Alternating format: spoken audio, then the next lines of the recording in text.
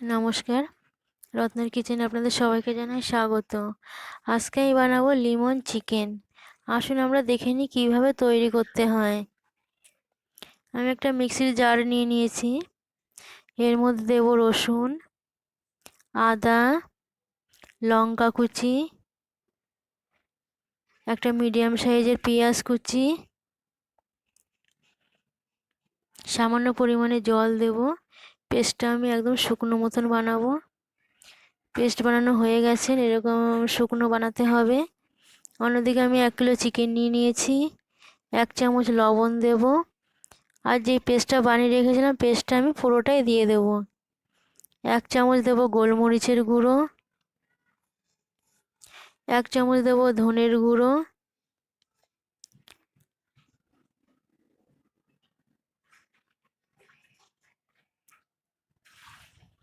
আর আমি একটা গন্ধরাজ লেবু নিয়ে নিয়েছি। এই লেবুটার পুরো রসটাই দিয়ে দেব। আর এই লেবুর যে খোসাটা এটা আমি ফেলবো না, এটা আমি পরে ইউজ করব।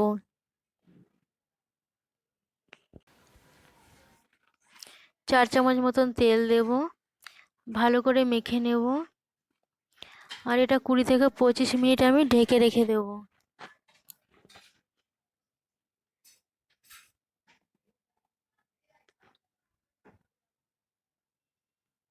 অন্যদিকে আমি একটা কড়াই নিয়ে নিয়েছি। কড়াইতে আমি তেল দিয়েছি। জিরে দিলাম 1/2 চামচ, বড় এলাচি, দারচিনি, লং দিয়ে আমি ফোড়ন দিলাম। একটা মিডিয়াম সাইজের পেঁয়াজ কুচি দিয়ে দিলাম। পেঁয়াজটাকে আমি ভালো করে ভেজে নেব। ভালো করে ভাজা করা হয়ে গেছে। এবার ম্যারিনেট করা চিকেনগুলো কড়াইয়ের মধ্যে দিয়ে দেব। চিকেনটাকে আমি 10 থেকে 15 মিনিট ভালো করে কষিয়ে নেব হাই ফ্লেমে।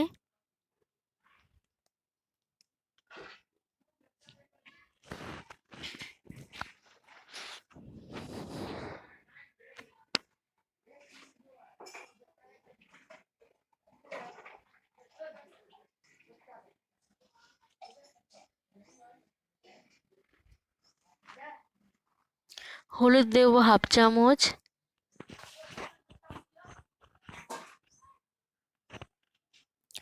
লঙ্কার গুঁড়ো দেব 1/2 চামচ। আপনারা লবণ লঙ্কা এগুলো আপনাদের স্বাদ হিসাবে দেবেন, কারণ অনেকে লবণ লঙ্কা কম খায়, অনেকে বেশি খায়, সেই হিসাবেই আপনারা যেরকমভাবে খান সেই হিসাবেই দেবেন।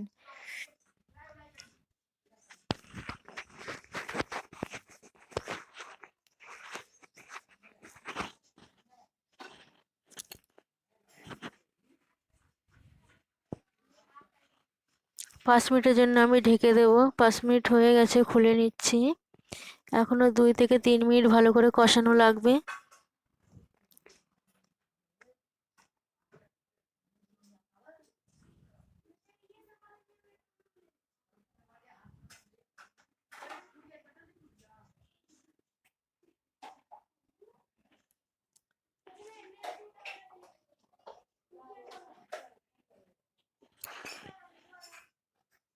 কষানো হয়ে গেছে, এবার আমি 1 গ্লাস গরম জল দেবো।